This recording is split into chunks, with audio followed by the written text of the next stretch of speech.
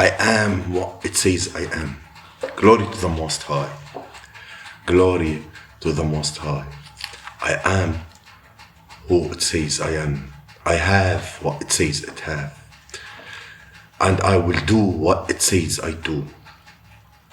Today I will be taught the word of God. Yes, my mind is mind and my heart is receptive, ready to receive the incorruptible word of God. And my life shall never, ever be the same again. Glory to the Most High. Acts chapter 2 verse 17. If we can do it, we can do it fast with the Spirit of the Lord.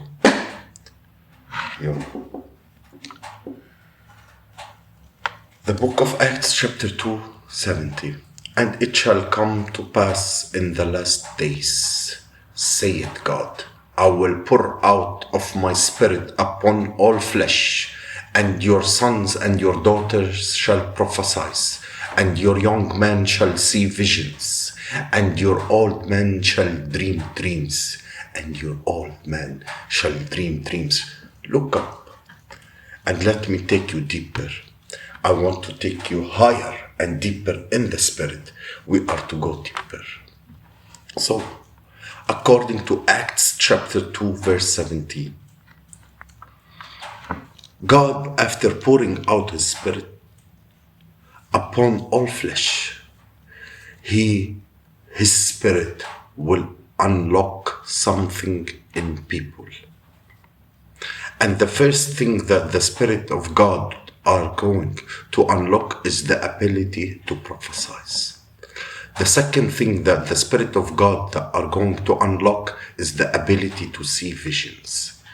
And the third thing that the Spirit of God is going to unlock is the ability to dream dreams, meaning a dream within a dream. This is where we're talking about prophetic dreams.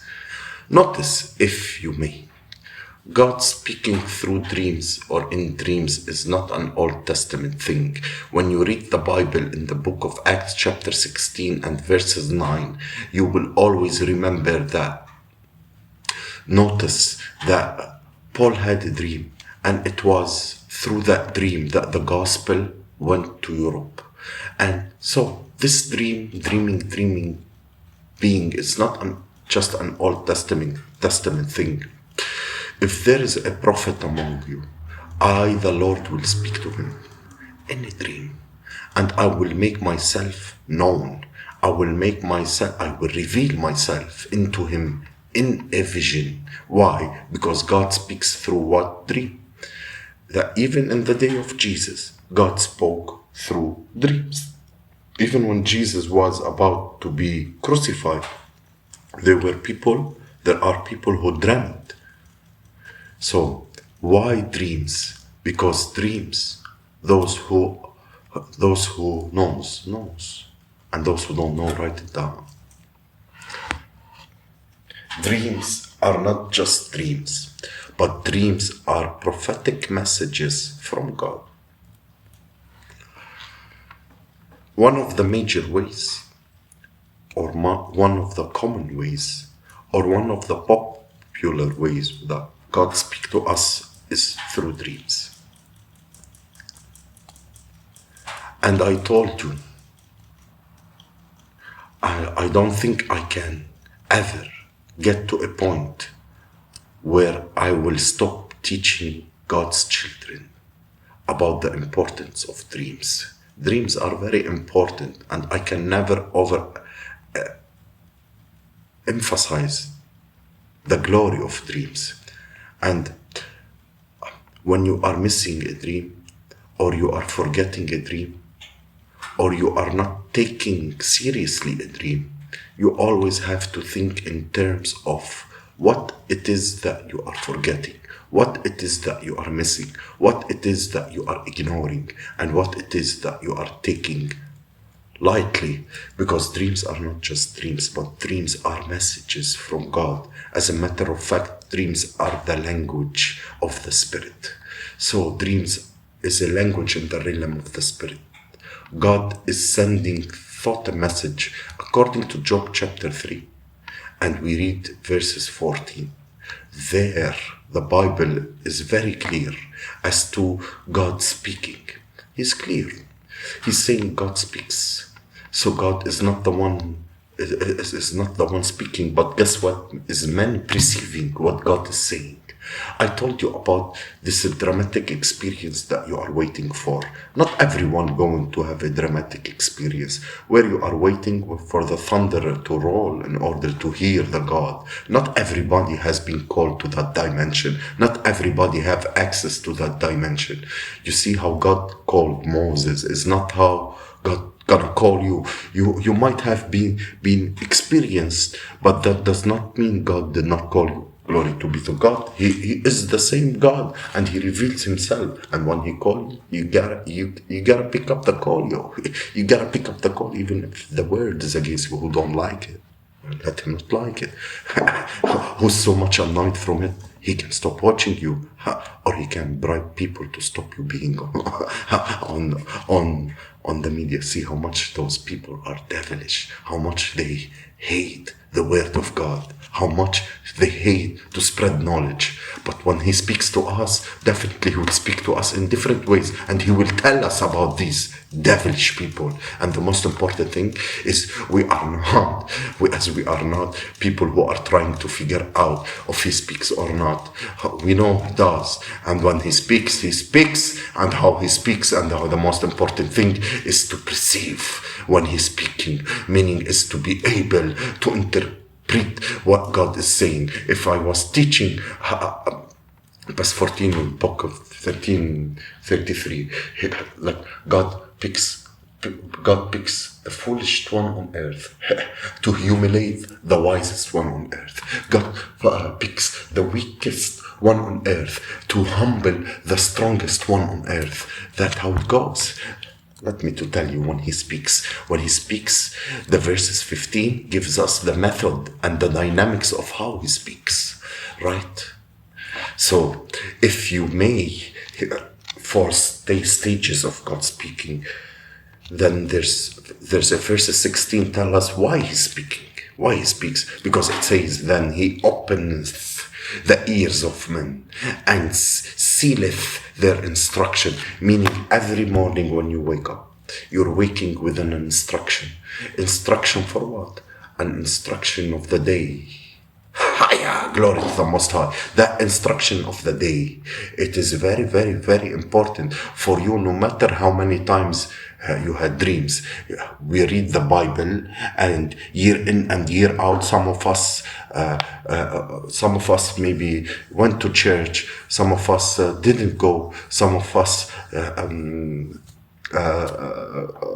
you have parent that man of God, you have parent from a young age that take you to church, but guess what, we never get to a level or to a point where we say, no, we're finished, we know everything now, we've read the Bible through Genesis, Revelation to Revelation, we read it all, because it's spiritual. The Bible is spiritual.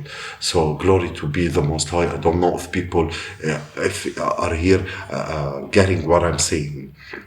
So dreams is very important, and the enemy is causing a lot of people to think that God is not speaking to them, to think God does not say anything concerning them to anybody. No. Sometimes the reason God is not talking to people about you is because He already spoken to you about you. You know? You know what I mean? So, it is not God's fault if you are not able to perceive it. It is His fault. It's not His fault that He's not speaking. But if He has spoken, given you a dream, I think we need to understand how powerful these things are. I don't know if I can go deeper a little bit here, because I like to go deeper, but I don't know if people will understand how important these things we're talking about.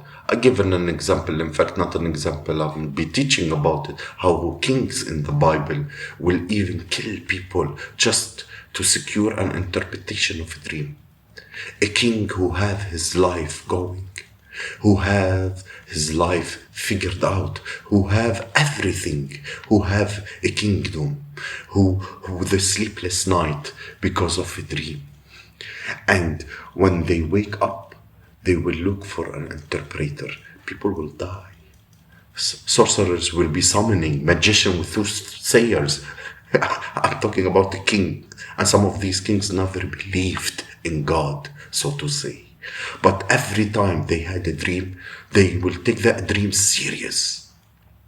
And trust me, at the end of it, when an interpretation will come, you will realize that in God has spoken. In it, God spoken. Are you hearing what I'm saying? Kings will hire wizards. I'm not saying go hire wizards. King will hire people with familiar spirits. Kings will just go an extra mile just to secure an interpretation of a dream. Things that you don't consider serious. But you are a child of God, and God already told you, when I speak, this is how I speak. And even in the last days, I will use 3 methods to speak. Prophet, vision, dreams. And you say, God, I don't want this, I want something else. Yeah, you appear to be foolish. You appear to be foolish, you don't understand the language. Say, talk to me. Say, talk to me. You know, some of you wake up and you wake up from a dream that is so prophetic.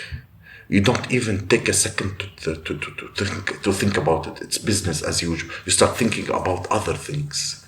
And you complain when things are not going your way. You complain when things are taking you by surprise. You complain when all odds are against you. Yet God himself has already wanted you, but how he warned you, but how he warned you. I told you so many things about dreams. Look at the man called Abimelech. This man have everything. He was a king, and he have a dream in Genesis 27. Immediately he took Sarah and gave her back to Abraham. Why? Because God said in a dream, leave the man's wife alone. The man is a prophet. You know? Are you hearing me now? Imagine if Solomon, you know, I've seen the power of God. I've seen it. I've touched it. I've lived it, you know. But men nowadays are ignorant. People are ignorant. They underestimate the power of God. When God gives you a message or a warning or start whipping you in a way you don't understand, leave that person alone. Then you better leave him alone. That not because that person is blind or he sees you. He sees you and he sees what's gonna happen to you, but you never take him serious. You know? I will never undermine a child of God, even if he was 7 years old. When he used to give Samuel, he chose Samuel when he was 12 years old to give him messages beyond all the prophets and all the adults. He used to sleep next to the Ark of the Covenant to receive the dreams. You know, these people appear to be foolish. They want to stop you from spiritual. They want to stop you from a spiritual task. They don't like what they don't. You don't like. Don't watch. Don't watch, because the Most High will wipe you out. Will wipe you out. Don't mess with God's people. Don't mess with God's people. You know, our God. Listen, we don't need wizards, familiar spirits, or these sorcerers. We don't need, our God is omnipresent. And when you are synchronized with God, you are omnipresent. You don't go with physical law. You don't submit to time. You don't submit to tradition. You don't submit to cultures. You know, when God is speaking, everyone better shut up and mind his business.